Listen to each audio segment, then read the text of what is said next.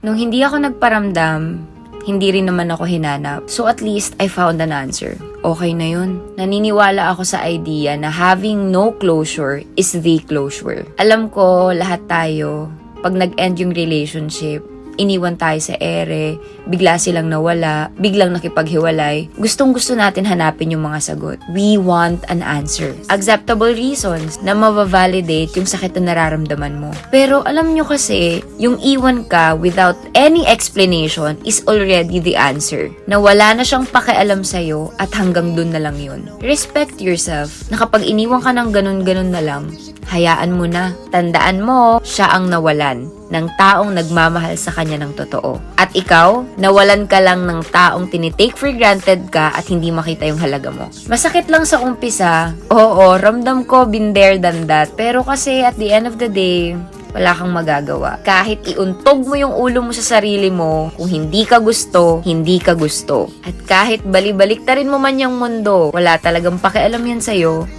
kung ayaw niya sa'yo. At hindi niya makikita ang halaga mo kasi never niya naman talagang tiningnan yun.